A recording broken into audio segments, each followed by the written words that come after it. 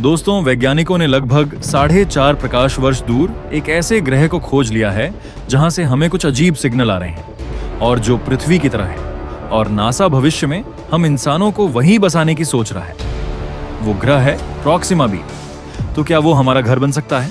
क्या सबसे पहली लाइफ की खोज इसी ग्रह पर होने वाली है? चलिए चलते हैं प्रॉक्सिमा बी पर और देखते हैं क्या हम कभी वहां इंसानों को बसा पाएंगे या नहीं। तो वीडियो शुरू करने से पहले 1 सेकंड निकालकर वीडियो को लाइक, शेयर, हाइप करके चैनल को सब्सक्राइब कर लें। दोस्तों, कुछ समय पहले सेटी के वैज्ञानिकों को प्रॉक्सिमा बी से आया एक सिग्नल मिला। जब वैज्ञानिकों ने उस सिग्नल की जांच की तो पता चला कि ये सिग्नल ब्रह्मांड के किसी और सिग्नल से मैच नहीं हो रहा था, बल्कि ये तो एक ऐसा सिग्नल था जैसा हम आर्टिफिशियल सैटेलाइट्स में उपयोग करते हैं। तो क्या वहाँ कोई ऐसा है जो चाहता है कि हम आकर उन्हें ढूंढें? तो चलिए देखते हैं।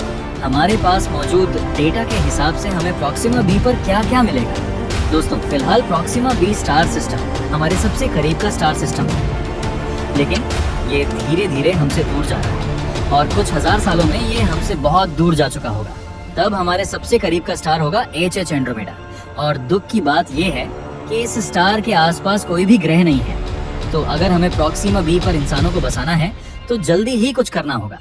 अब देखो, भले ही प्रॉक्सिमा सेंचुरी हमारे सबसे करीब का स्टार है, लेकिन फिर भी हमें वहां पहुंचने में लगभग 1,70,000 साल लग जाएंगे। तो ऐसे में रास्ते में ही इंसानों की कई पीढ़ियां गुजर चुकी होंगी और हमें उसमें इतने लंबे समय तक खाने और पीने के लिए पानी का भी इंतजाम करना होगा। लेकिन मान लीजिए हम लाइट की स्पीड से चलने वाले शिप से प्रॉक्सिमा सेंचुरी तक पहुंच गए हैं। अब यहाँ हमारे सामने है अल्फा सेंटाउरी स्टार सिस्टम, जहाँ 1 नहीं 2 नहीं बल्कि 3 स्टार्स हैं, जहाँ अल्फा सेंटाउरी A और B बहुत करीब है और प्रॉक्सिमा सेंटाउरी इनसे दूर मौजूद है। और इसी के पास है एक ग्रह प्रॉक्सिमा बी, जहाँ अभी अभी हम पहुंच चुके हैं। तो चलिए प्रॉक्सिमा बी की सतह पर और देखते हैं वहाँ हमें क्या क्या मिलता है। दोस्तों, अगर आप वीडियो में जुड़े हैं तो लाइक, कमेंट जरूर कर देना, जिससे हम और ऐसी वीडियो ला सके। दोस्तों, प्रॉक्सिमा बी प्लैनेट अपने होस्ट स्टार के हैबिटेबल जोन में मौजूद है, लेकिन इसका मतलब ये नहीं है कि अगर ये ग्रह हैबिटेबल जोन में है तो ये रहने लायक है। प्रॉक्सिमा सेंटाउरी एक बौना तारा है, मतलब ये हमारे सूरज से बिल्कुल अलग है। अब क्योंकि रेड ड्वार्फ स्टार छोटे और ठंडे होते हैं और अपने अंदर मौजूद हाइड्रोजन को बहुत ही एफिशिएंटली बर्न करते हैं, तो इसका मतलब ये है कि प्रॉक्सिमा बी की लाइफ हमारे सूरज से कहीं ज्यादा है। मतलब ये खरबों सालों तक ऐसे ही रहेगा। तो क्या हम खरबों सालों तक यहाँ आराम से रह सकते हैं? दोस्तों, प्रॉक्सिमा सेंटाउरी हमारे सूरज का 0.1% लाइट ही इमिट करता है। इसका मतलब ये हुआ कि प्रॉक्सिमा बी प्लैनेट को अपने स्टार के बहुत करीब से चक्कर लगाना होगा, जिससे उसको इतनी एनर्जी मिल सके कि वो लाइफ को सपोर्ट कर सके। लेकिन ऐसा हुआ तो प्रॉक्सिमा बी के होस्ट स्टार से निकलने वाली सोलर फ्लेयर ग्रह के वातावरण को ही अंतरिक्ष में उड़ा देंगी। लेकिन प्रॉब्लम सिर्फ यही नहीं है। दोस्तों, प्रॉक्सिमा बी एक टाइडली लॉकेट प्लैनेट है, मतलब इसका एक साइड हमेशा इसके होस्ट स्टार की तरफ ही रहता है और दूसरी साइड में हमेशा अंधेरा रहता है। तो हमें सोच समझकर अपने रहने के लिए शेल्टर बनाना चाहिए, है ना?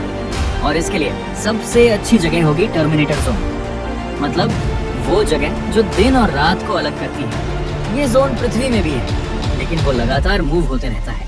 पृथ्वी पर यह जोन काफी बड़ा होता है, लेकिन यहाँ प्रॉक्सिमा बी पर यह काफी छोटा है। तो अब टर्मिनेटर जोन में हमारा शेल्टर बनकर तैयार है, लेकिन यहाँ का एटमॉस्फेयर कैसा है, इसके बारे में हम क्या जानते हैं? अब देखो, किसी भी एक्सोप्लैनेट का एटमॉस्फेयर कैसा है ये पता करने के लिए वैज्ञानिक एक मेथड का उपयोग करते हैं, जिसे कहा जाता है ट्रांजिट स्पेक्ट्रोस्कोपी। इसमें जब प्लैनेट अपने स्टार के सामने से गुजरता है, तब उसकी लाइट प्लैनेट के एटमॉस्फेयर से भी होकर गुजरती है। जब वो लाइट पृथ्वी पर पहुंचती है, तब उस लाइट की स्टडी करके वैज्ञानिक ये पता लगाते हैं कि उस प्लैनेट के एटमॉस्फेयर में कौन कौन सी गैस मौजूद है। और ये सब हम यहाँ पृथ्वी से ही कर सकते हैं, लेकिन ये मेथड सभी एक्सोप्लैनेट्स पर काम नहीं करता। और इसीलिए ही हम ट्रांजिट स्पेक्ट्रोस्कोपी का उपयोग करके प्रॉक्सिमा बी के एटमॉस्फेयर का पता नहीं लगा सकते, क्योंकि प्रॉक्सिमा बी अपने सूरज को उस तरह से ऑर्बिट नहीं करता जिससे हम उससे आने वाली लाइट से उसके एटमॉस्फेयर का पता लगा पाए। तो अगर प्रॉक्सिमा बी प्लैनेट में कोई एटमॉस्फेयर नहीं हुआ तो क्या होगा? देखो, अगर ऐसा हुआ तो वहाँ का तापमान -40 डिग्री सेल्सियस होगा, और अगर वहाँ किसी तरह का एटमॉस्फेयर हुआ तो वहाँ का टेम्परेचर 30 डिग्री सेल्सियस होगा, जो कि हमारे लिए अच्छी बात है, क्योंकि ऐसे में प्रॉक्सिमा बी पर पानी तरल रूप में हो सकता है और अगर वहाँ पानी हुआ तो वहाँ लाइफ के होने की संभावना बढ़ जाती है। लेकिन अगर यहाँ लाइफ हुई तो वो आखिर होगी कहाँ? ऐसे में या तो वो टर्मिनेटर जोन में होगी या फिर प्लैनेट के डार्क साइड में, जहाँ हमेशा अंधेरा छाया रहता है।